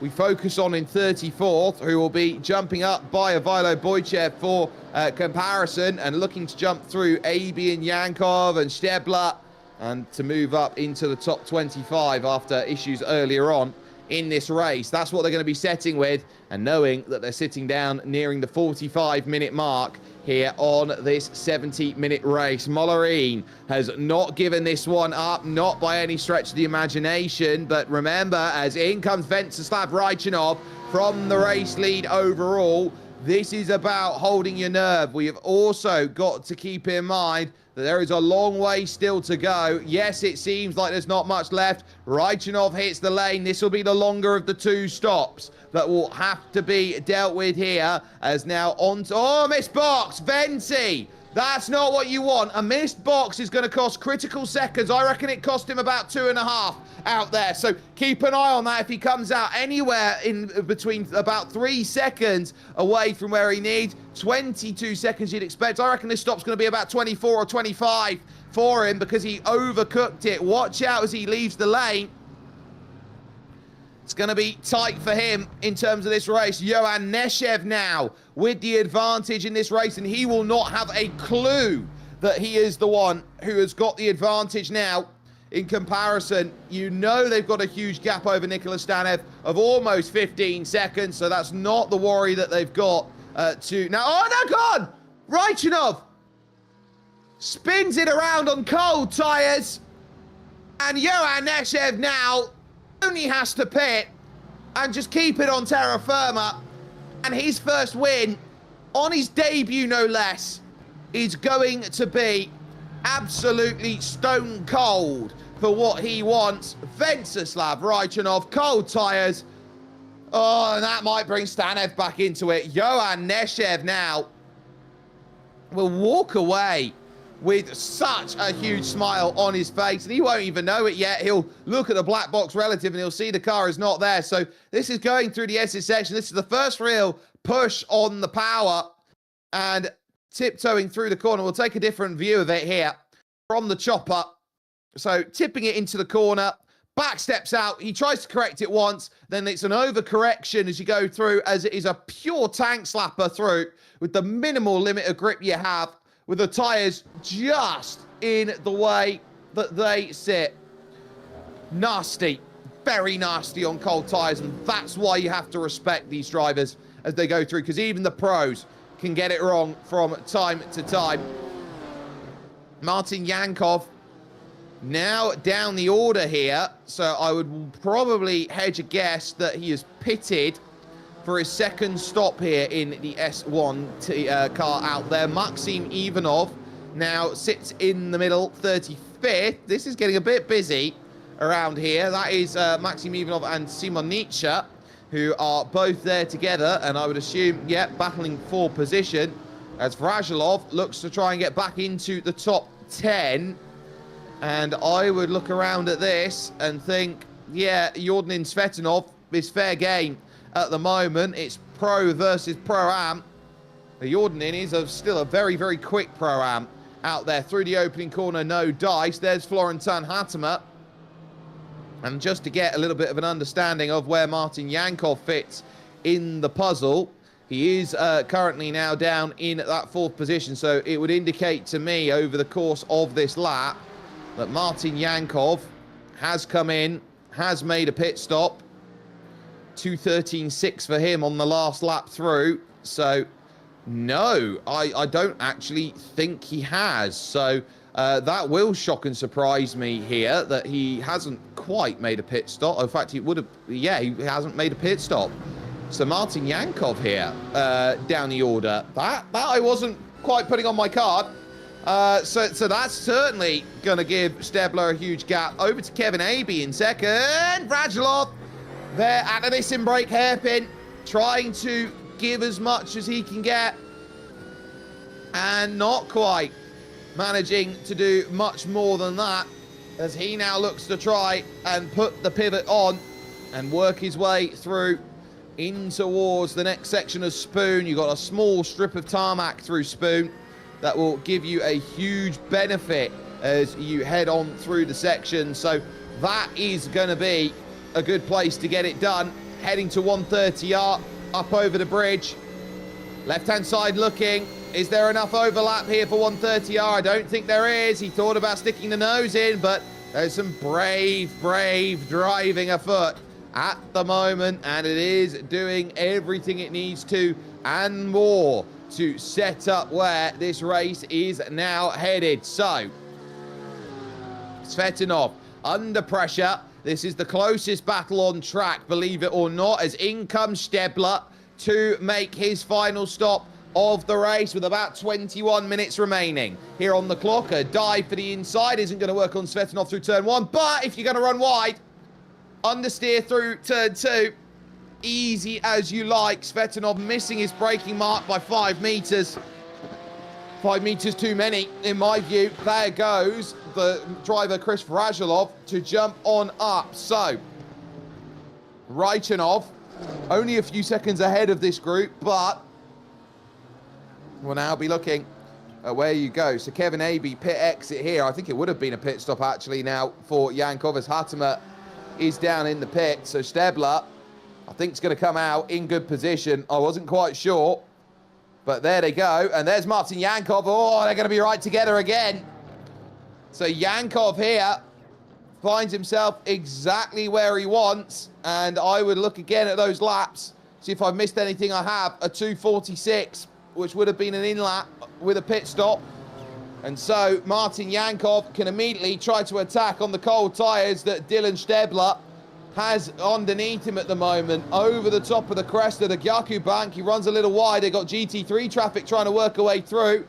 The door is half ajar for Martin Yankov. He'll pick up the run now, heading to Degner. We moved away to Gabriel Ivanov as they're side by side for the GT4 lead. Out there overall, heading to Degner 1. It's never a corner you want to go too wide in. They'll go too wide. They tagged! The leaders in GT4 have tagged. Stebler has got into the side of Martin Yankov, but they kept it together on the road. Now they'll fight off the exit. Another car trying to make its way through. There's Vladimir Mavrodiev. They'll go side by side to the Nissan brake hairpin here. Inside favours Martin Yankov to get the move done. And he will get that move done. Brilliant.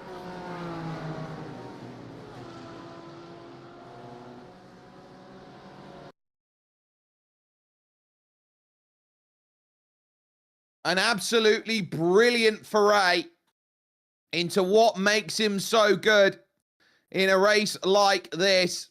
You can see they fought so hard between each other. The tiniest tap, you never go too wide at Degner 1. It is a closed style of corner rather than an open profile of corner. And as such, the contact invites itself naturally. But Yankov had to fight hard. He got the place back. And Dylan Stebler now has to work out a way to get himself through in the final stages of this race. We still wait with bated breath for the leaders to all decide to come in as they are working through. Svetinov still close out there overall. Jack Tolchard in full control of the AM category division, but Stebler here is the one who is wanting places. They will look behind down the road. They'll see Johan Neshev there, who is looking to try and work his way through on a quiet run. They've just allowed Jack Tolchard, the leader in AM, to go by, as all the AMs out there today are now at least one lap down in today's progress. So they will sit with that. They will do what is necessary in terms of this race and go with anything and everything that they possibly can. You can see the pitch and roll of the car working through as Lyubomir Velkov hits the lane for his final pit stop of the race. Scheduled as it may be, they can't make it with a 50% fuel tank, and they will know that as they sit down and head themselves in to their final pit stops of the race, they will look around at the calendar for this season. They'll know it's 2 weeks' time. It's Watkins Glen on the horizon, which is normally as crazy as it gets. Velkov then in the box there in that Porsche and trying to stop. And in the middle of all of it there, your overall leader, Johan Neshev, who is still waiting for that final stop after the spin of Venceslav Raichanov, who is still 51 seconds back, but I doubt it's going to be a lane-to-lane time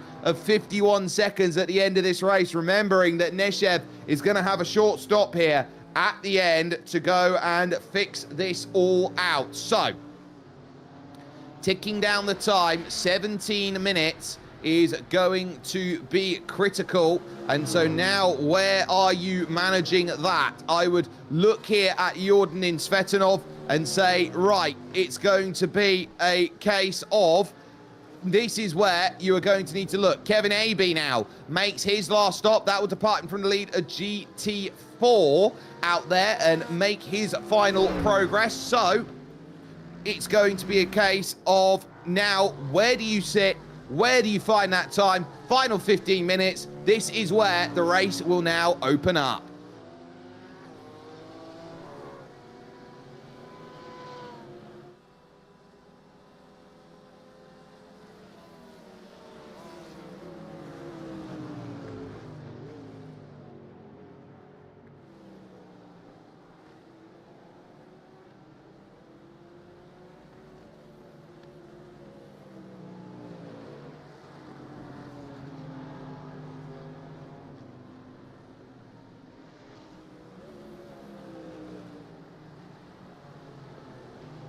The focus then still on Dylan Stebler as Kevin Abe has come out in 4th position. Radlin Ivanov has stayed really quiet actually in this race. He's only 4 seconds back of these drivers in the lime green or the bright green out there. It's about as green as my grandmother's bathroom delivery out there at the moment, but it's doing the job right now. The 118 in 3rd, not a million miles away. Stebler with a slowdown penalty then is going to have to be very choice with the way that this one gets served, and he's going to lunge up the inside at this stage and knows that his day is pretty much going to be written for the victory if he doesn't get this served and slowed in time. It's very tough for him at this moment, so I would look around and say that Stebler is now in trouble. Roy Viveka in for his final stop of the race. The slowdown penalty is there. There's going to be a tag for him as he gets it served away. And Maxim Ivanov now trying to see around the likes of Vladimir Mavrodiev, who has gone through and is desperately trying to gain some places. So Viveka is in the pit. So too now Milan Milchev as Viveka for Mark Speed and that BMW with the green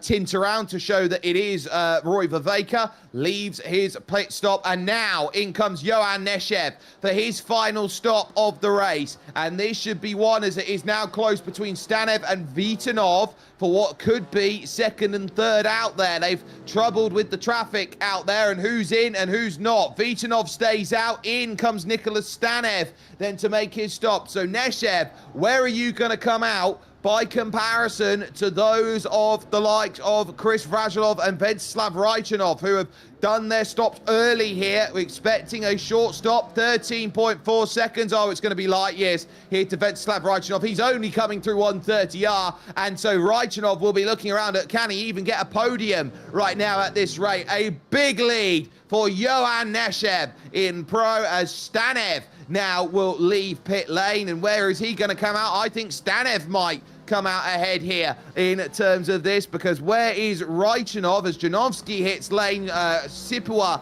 and Marinov also jump in with Jordan Svetanov. Stanev has come out a fair way ahead of Venslav Raichanov by about 3 or 4 seconds. So I say podium might be out of reach of Raichanov if he is not too careful with the way that he's doing it. Yulian Janovsky out of the pits then in 10th place. And so Ivan Marinov is there for vertical grip, and he is doing a very good job of things out there. Svetanov out of the pits then 13th place. He will be able to manage, as he will now look to try and say, right, I am on my A game, and I will be doing everything and more to try and hunt down 14th at the moment with Maxim Dimitrov also in the pits. Alex Stefanov also making his stop. The gap 1.2 seconds out there, 1.5 now, but the gap battle of GT4. So Vitanov and Mollerin still needing to come in and make another stop here on lap 29. They'll be ticking over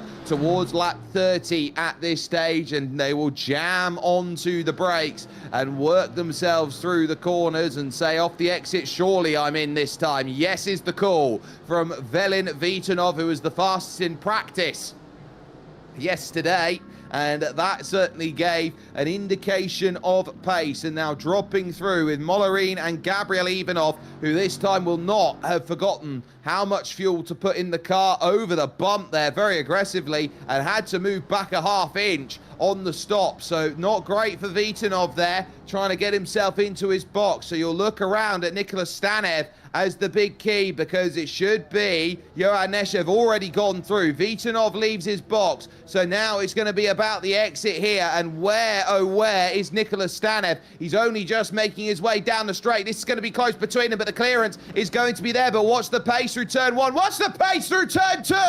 Down the inside, Nicholas Stanev chucked it in. Vitanov is going to get him back on the exit. Tiny tag between them as they work through into the Asura S-curve, and Vitanov with just absolute confidence to go back and say, I will take that on Nicholas Stanev. That as close as it can get, but brilliantly done for second position. Raichanov is only a second and a half back of this group, and still with hopes of a podium to be had. It's easy for Tolchan at the moment, and as well, Mollerin has made the stop, come out in 5th, with Gabriel Ivanov here though, trying to get through for that top 5. Now trying to get down the inside, use the traffic as a pick, and he's got nowhere to go. There's almost a tag between them as Ivanov was climbing up all over the curb like a monkey on the bars. But for the moment, Ivanov is able to hold as they work by Kevin Aby. The lap traffic there, an F4 driver in the real world is Kevin, so he was able to just about sneak his way around those who needed to find some amazing scraps late on in this one. Yankov stretching his margin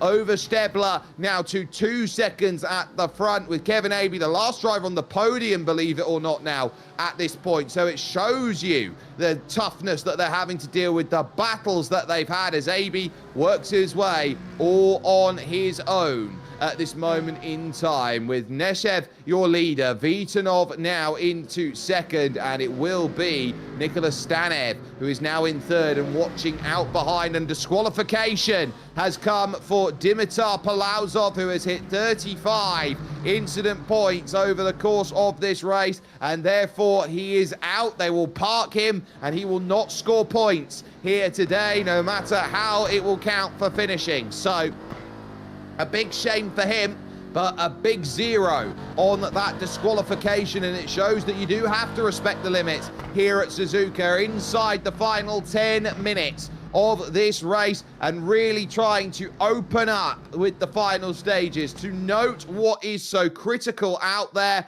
and to say that anyone is going to go and get what you can for it. But now it is going to be a case of, right, look around, say what you can do. Who's going to be the one who stands up and counts themselves? Because Raichanov is all over the back of a podium here, and Martin Yankov just has to abandon ship going through the second of the Degner corners. Raichanov up to the Nissan brake hairpin, looking to pivot to the inside. It's a late cover down there for Nicholas Stanev. He had to commit to the curve halfway through, a little bit earlier than he wanted to, and it is so easily done for the way that happens with Velin Vitanov, who sits down and says, right, I've got a gap now. I cannot be too worried about this second place for the moment. Raichanov is driving possessed to get through on the Aston Martin in front. You still got pitters like Tolchard, who's the leader of the AM category of GT3 at the moment, who will be hoping that drivers like Lyubomir Velkov won't find a way through. Naidenov has done well, and it's a penalty for Stebler in GT4. 25 incident strikes him, and he will now find himself dropping out of contention. That's going to be a huge shame for him, as he'll have to come into the pits with the lap traffic of Dimitrov in front of them. Venceslav Raichanov then will find out what he needs to do. Another car jumps down into pit lane. That will be Nicholas Nikos, who stays out of the way. Serpentine along the front stretch with 7 minutes to go. And now trying to figure out where is the final chances now, as here is Florentin Hatema. This is now for second in GT4 as they work through. The brakes hits itself down. He gets through. Oh, he blocks it up. Kevin Abey gave him all the world in all the room in the world, and he just held on. Oh my goodness, Florentine taking liberty out there, and he took a whole statue, why didn't he, in terms of trying to get that done. What a moment there. Joris Ooms also in a big battle at the moment here as he tries to work up to 11th against the Jordan Svetanov. Every point's going to matter for him in terms of this race, but I have to keep looking up there at what is going on in 5th and 6th and 3rd and 4th. They have caught back up to Vitanov out there. That's wide, though, from Jordan Svetanov, and Maxim Dimitrov now hits 25. Side by side they'll be, but clearance for Joris Ooms. He'll get the move, and he'll be very happy that the move is done and dusted with that pass through, but they are very quickly running out of time. Back to Raichanov we go, and now over to the inside. They've got traffic, and it hurts Venceslav Raichanov, who has to thread a tiny needle through Maxim Ivanov's inside to go and get the clearance as the traffic gives and takes away here at Suzuka, and it becomes half a second to try and reel on in. The issue that you've got is you'll pick up slipstream and tow from the AMG Mercedes in front. 3 Aston Martins inside your top 5. What a great day at the office for the Astons, manufacturally speaking, but it is the Ford Mustang and Neshev who has 18.5 at the front of this field, so we'll keep an eye on it. But Raichanov again closes that gap to 0.3 of a second. There'll be more cars to take a little bit of tow off of, like for example the GT4 of Simon Nietzsche that they will move on by. And Venceslav Raichanov is there. Just in front of them is Maxim Dimitrov. He's just come out of the pits. He's behind the AM category leader of Tolchard, who is there. And what a day from Jack Tolchard, who started 53rd on the grid. And he is now your leader of AM in 17th place. Hats off to him. He has kept it completely out of trouble in that Ferrari. Jack Tolchard having a wonderful day's worth of racing, but it is now a 10.5 for Venceslav Raichanov. He is all over the back, heading to Degner 1. Never a place to truly get it done. Just ask Martin Yankov how tough it is to pass through there. But now going through Degner 2, the run is there to the outside. It's the inside for the small flick left. Now the Nissan brake hairpin. It's tough around the outside. It's on camber though, so you can get a slingshot through the exit. Raichanov tries it to get that run. It's a little kick off the curb there from Nicholas Stanev, who is doing everything and more to hold the defense, to not worry so much, to say, look, I don't have to be so concerned with the way that this is going. This is a nightmarish situation defending, and you're seeing a look at the laps that many have been able to do. Vladimir Mavrodiev down in the pits. Oh, the curb, heavily batted about by Nicholas Stanev, and now Venti is looking to try and get this one sorted. So is this going to be a big move out there for Venceslav Raichanov, who will be looking at the Astamo chicane here, but he'll have a couple chances yet to make it happen as we tick down under 3.5 minutes to go in this race. We will surely be, we're looking around at 2 laps to go here in this one at the rate that Johan Neshev is running. It's downhill to turn number 1, tucked up in the toe. Venceslav Raichanov wanting the move on Nicholas Stanev to recover that 3rd place. Side by side, they go into 1 and 2, and the outside is not gonna pay its mind here to Raichanov, who again sees that the stalwart defense of Stanev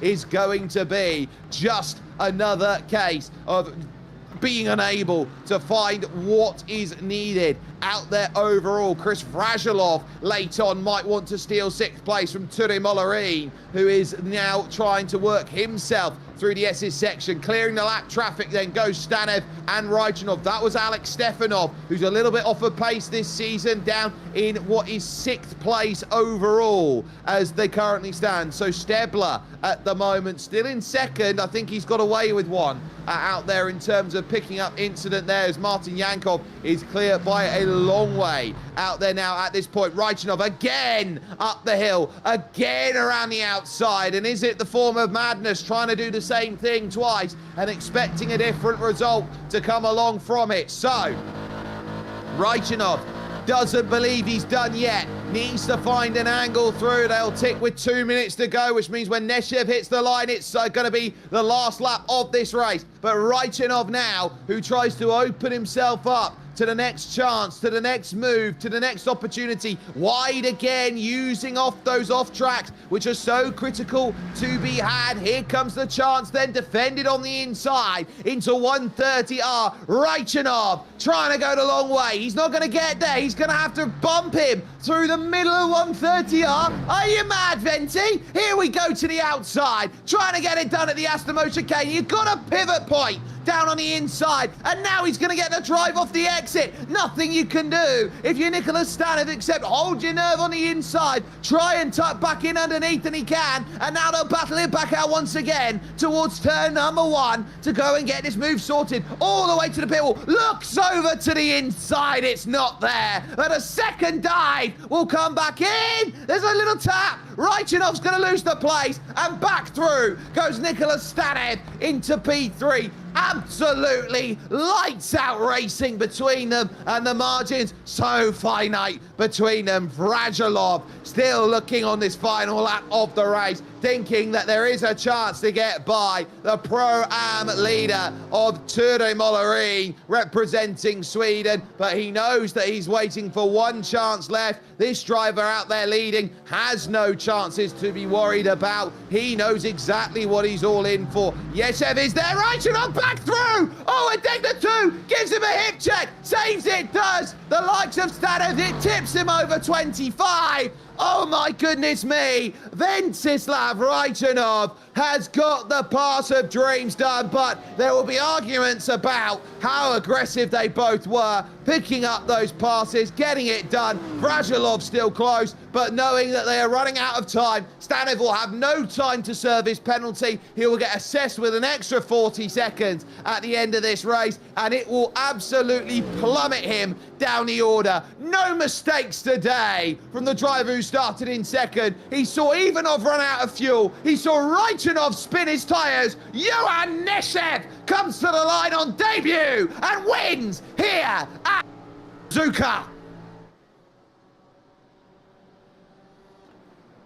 The weights will be there for those who need it. Velim Vitanov will get second from starting 13th on the grid. An absolute showcase drive from him. And Venceslav Raichanov will be third on paper, but we'll see how it looks when the stewards go through. Stanev is going to pick a big penalty up heading to the line as the likes of Gabriel Ivanov comes through. Ture Mollerin with a 6th place finish, wins in Pro-Am in what was a dominant display of racing today. A good top 10 for Łukasz Szipła, who has done a great job with what he has needed to do. But I would turn around and look and see the likes of those who are working through. Your AM leader is going to be Tolchard out there at the moment as we focus on Ivan Marinov, who will round out your top 10 in racing action today. And Tolchard officially over the line, a lap down, has got the AM category victory in the back pocket. And we will have to wait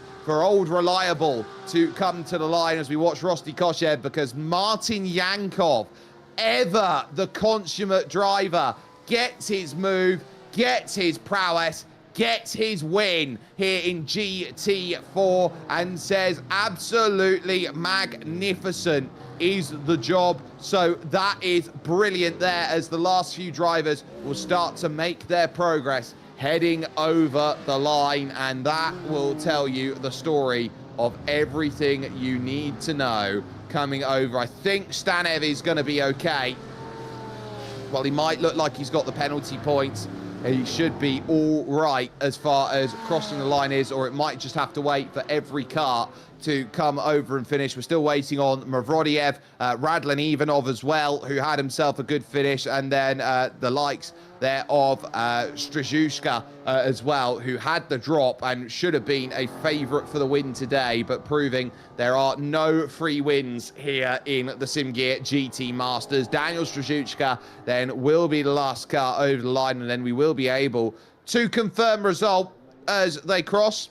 And the result now is going to be as follows. Johan Neshev getting the job done, 1 hour, 10 minutes and 21 seconds, and wins by 17 over Velin Vitanov, with third belonging to Venceslav Rajchanov and Gabriel Ivanov. Fifth will belong to Ture Mollerin, as the penalty will be applied here post-race, and Nicholas Stanev will drop. We'll tell you where, as Chris Radulov is 6th, Łukasz Szipła will be promoted to 7th, Julian Janowski 8th, and Nicholas Stanev will fall as far as 9th, as Ivan Marinov will round out the top 10. 11th will belong to Joris Erms, with Yordan Svetanov and Rosti Koshev then in 12th and 13th, as Ivo Serafimov and Nikolai Mikov will be 14th and 15th. It's then Roy Viveka and Jack Tolchard, then with those behind looking at Maxim Dimitrov, Stanimir Borisov, Lyubimir Velkov and Christian Novev. Then it's Stanislav Naidenov and Paniot Karpachev, 1 lap down. 2 for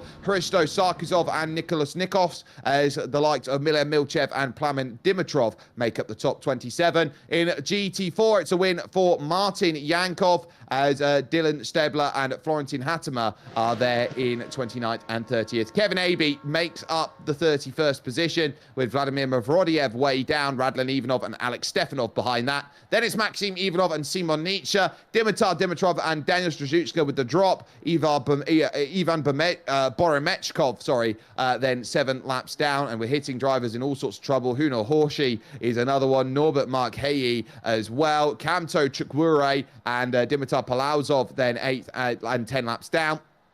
Krasin Stanchev, Ivilo Dimitrov, Ivilo Boychev with a big loss. Lazar Ketsarsky, Alexander Nikolov Jr., Milan Milkov, Valentin Semenkov, Alexander Nikolov Sr., Anamir Georgiev, and Orlin Malinov make up the field. But in terms of today's racing, then, that was a wonderful showcase to go and get through. Unfortunately, I'm going to be out of time because I absolutely need to dash. So we will look to get you a post-race coverage later on in terms of the season, and make sure that you got that there for you with all of us here at SimGear. But for now, it's a case of looking over to the next racing action, which will come along at Watkins Glen in 14 days' time. But it's a case of Johan Neshev, who takes season advantage.